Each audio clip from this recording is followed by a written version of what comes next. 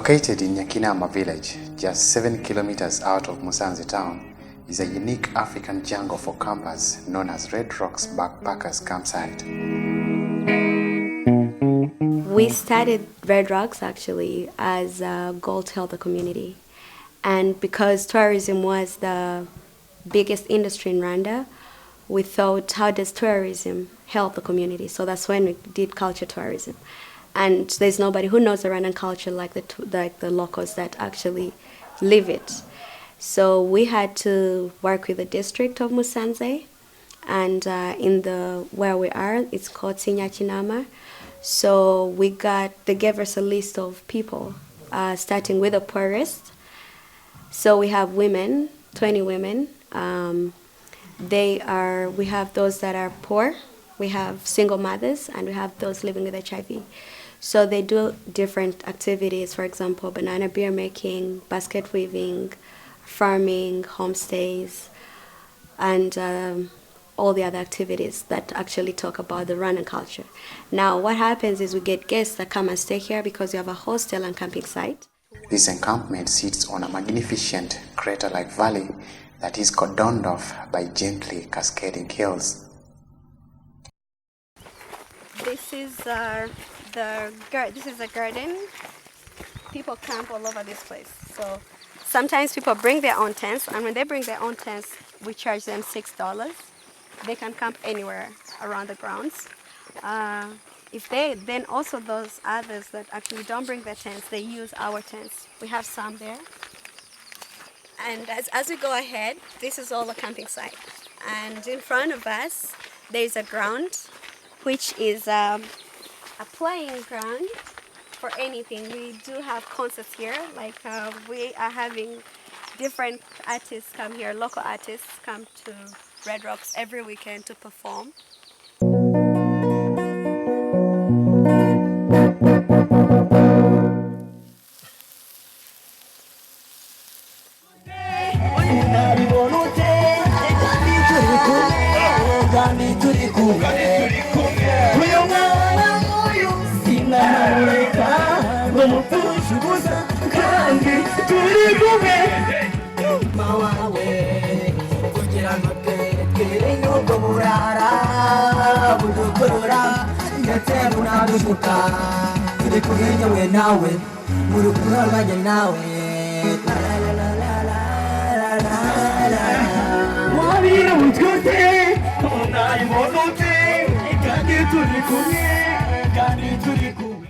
So this is where they perform from. But when there are no performance, no festival or no concert, this is a volleyball court, a tennis court, a soccer pitch. So it depends on what you really want to play. We can give it to you all. When we show movies, documentaries to the locals, where we get to show them motivating movies. And that way it helps build their self-esteem. So that's on Tuesday evenings and Saturday, if we don't have a lot of guests, and we show them the movies from here.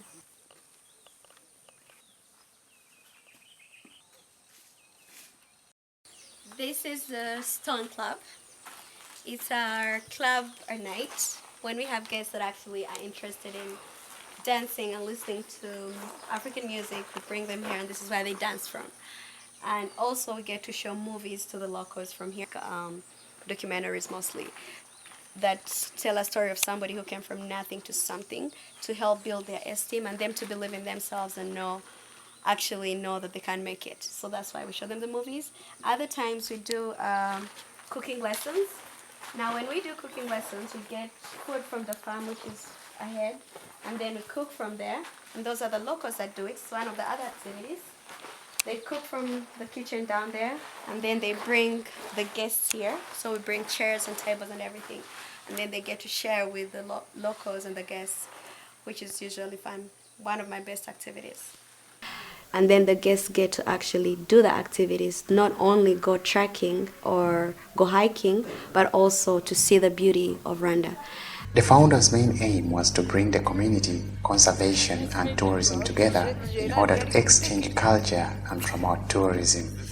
Most tourists to Musanze district are drawn by the opportunity to see the unique mountain gorillas in the Volcanoes National Park.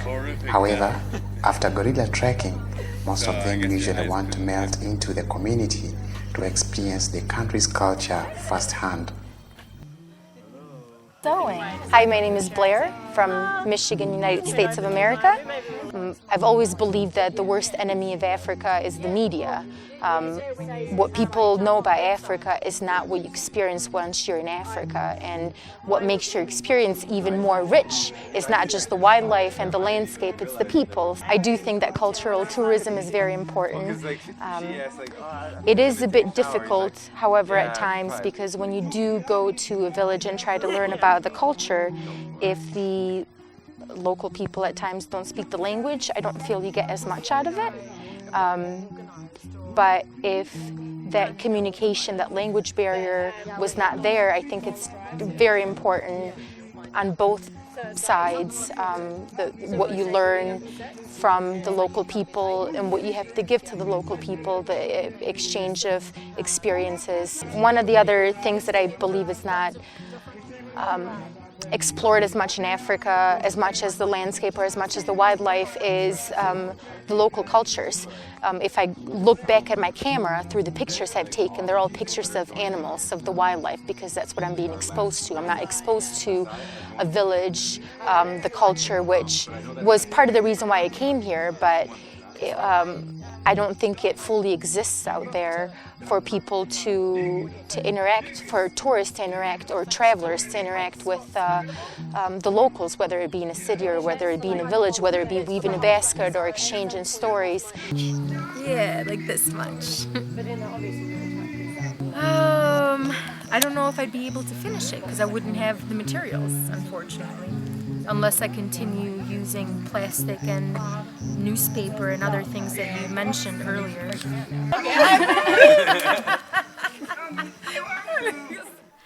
And that's why we came up with activities with the community, and all the money that they make goes to them. So the guests actually pay them direct, and that's how they've been able to grow. So when you get to talk to some of them, they will tell you how they've benefited from the community-based tourism.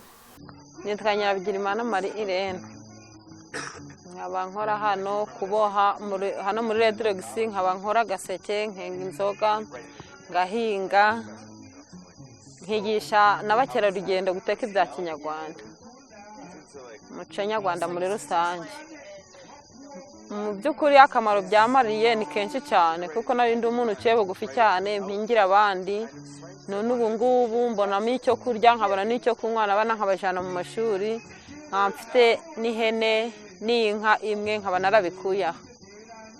The main goal is to give them sustainability. That's our goal, to give them sustainability. And how do we do that? We do that through different activities like marketing their products. So they come up with different products, like the kids do the painting, so we teach them how to paint, and we teach them also English. So they also get time off from, instead of being idle and doing nothing, they come here. They get to interact with people from all over the world, learn from them, so they get to learn English, computer, and they also paint. Guests also come and buy their paintings, their crafts, that's like accessories, and that money goes to them too. So that way they're able to maintain their ways of living.